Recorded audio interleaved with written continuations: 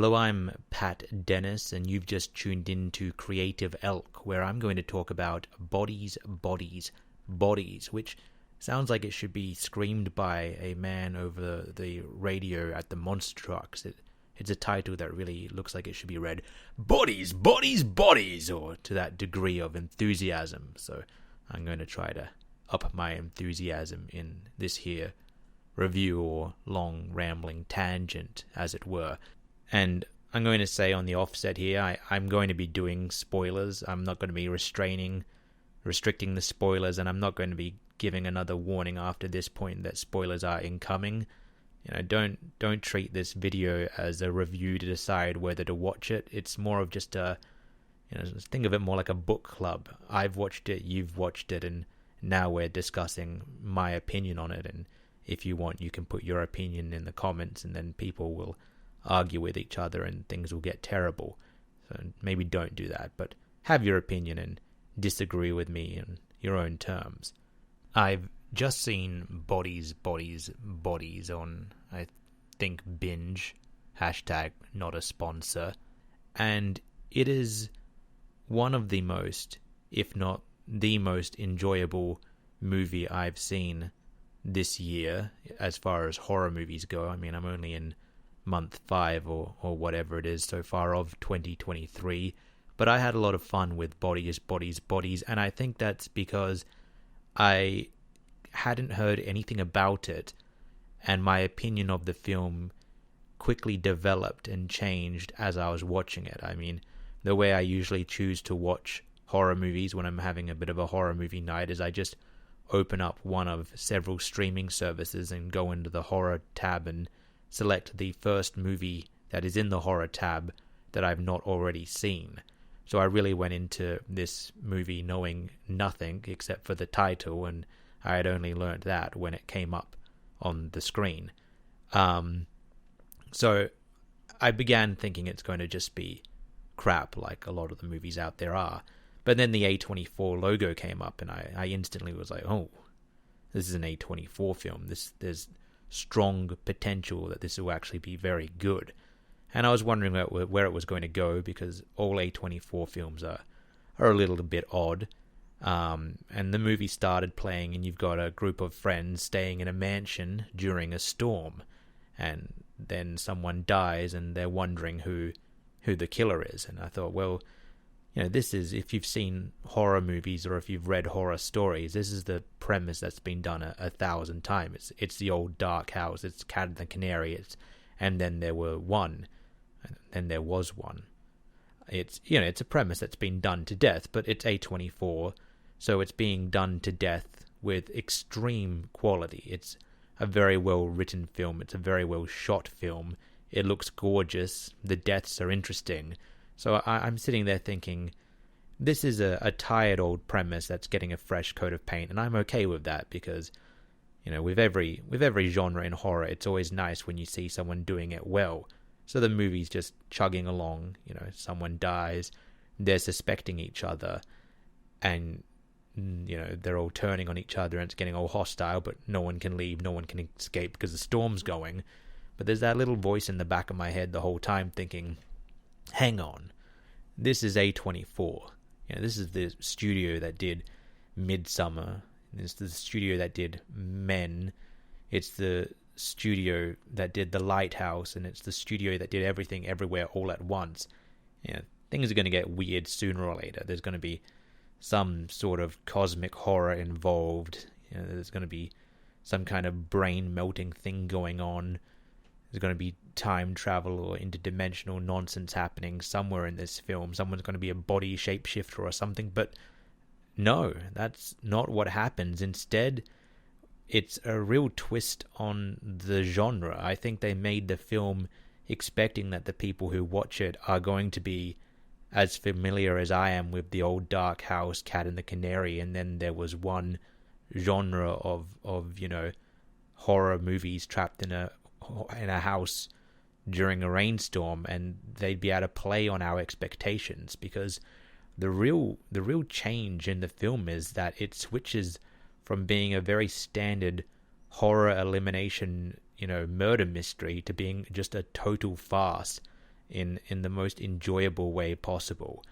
You know, all of a sudden, I would say just past the halfway point through the film, it becomes absurd in the most glorious fashion. And there's a scene with 4 of the survivors sitting around just blaming each other for not only what is happening in the film, but also all of the problems in each of their own lives. And they're just ripping into each other with this wonderfully over-the-top dialogue delivered in the straightest possible fashion. And it's just getting worse and worse and worse and escalating and escalating. And you can just see that, you know, it's going to hit the fan, and it's just deteriorate. The situation is deteriorating in front of you. And I would say from that point onwards, I was just on the edge of my seat with the widest possible eyes and my jaw on the floor as it became the most absurd farce of a film in the best possible way.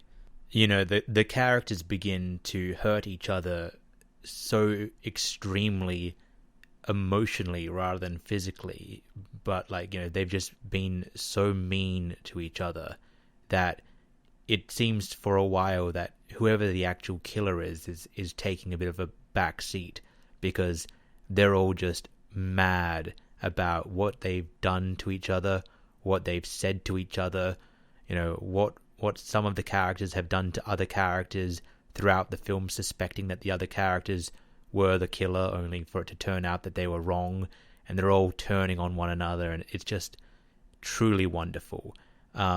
It's also great in the sense that pretty much all of the characters are just awful human beings, so it is so fun to watch all of them die. There's only one of them I felt sorry about, who was the hippie girl. You know, her main sin was that she was hopelessly naive, and it's kind of, you know, you feel bad when they die because they weren't a terrible person, they were just a terrible optimist, which is, I think, almost an enviable trait rather than it being a sin like all the others were, where they were just awful creatures. But because for the most part they're all terrible, one of the 2 survivors is also not terrible. I mean, they have lied throughout the film and preceding it, but not really from a point of malice, from a point of social anxiety, I suppose, would be their reasoning behind it. But, you know, it's also good to see them survive because they're the most final girl of the film, so you do find yourself rooting for them. Also, their girlfriend survives, who, you know, I don't think the relationship's gonna last very long because it's strongly suggested that she is a terrible human being and a cheater. You know, they don't see evidence that she is, but she fights hard to stop any of the evidence being brought to light, so it seems she's guilty. So you do get the 2 survivors, and one of them, you know, you don't really care about. But following that, there is also just the most wonderful twist at the end of the film, where it turns out there wasn't even a killer. You know, the initial death was an accident. The person who had their throat cut was dicking around with a sword trying to cut the top of a bottle, and they were drunk and high and, you know, drowning in cocaine, and they slipped and slashed their own throat. And we only find this out because they had been recording themselves for TikTok or whatever, and, you know, they find their phone and see that there is no killer. So this entire friend group has just spent a, you know, drunken, drug-fueled, fear-fueled night slaughtering one another, trying to find a killer that didn't exist. So there's some real dark, macabre humor behind it, and it's just absolutely wonderful. You know, it's basically a slasher film almost, with as the title of the movie suggests, a pretty high body count, with some of the best kills I've seen in a while, where there is no slasher, there's no killer. It's like what Roosevelt said, the only thing to fear is fear itself, and fear is the killer in the movie. There's not a Jason Voorhees or a Michael Myers going around killing them. It's just them all so scared that there is someone going around killing someone, that they're all either killing themselves by accident, or offing each other out of fear. And I just thought that was such a brilliant twist on the genre. So I hope you heeded my warning at the start and haven't listened to this rambling about the movie before watching it. And I hope if you have seen it, you enjoyed it as much as I did, because I just completely adored this movie. And that really brings an end to this recording. Thank you for listening. If you haven't seen Bodies, Bodies, Bodies, well, it was foolish of you to listen this far, but I guess thanks for sticking around anyway. But I suggest you watch it. I also suggest you watch any A24 film. There's not been one I've seen yet that has disappointed me. X was great. Midsummer was great, super weird.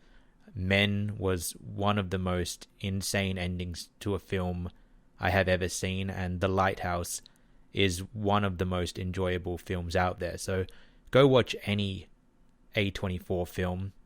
You know, Everything Everywhere All at Once is getting a lot of media coverage at the moment, and it's well deserved because it's also good. But I would say many of the other ones I've just listed are even better than it. So if you jumped on the Everything Everywhere All at Once bandwagon and enjoyed it, branch out and watch their other stuff, because they're all good. I think A24 is at the moment one of the biggest seals of quality in cinema. When you see it at the start of the film, you're pretty much guaranteed a good time. So check them out. And I am Pat Dennis, and you've been watching Creative Elk. Tune in next week for another one of these rambling videos.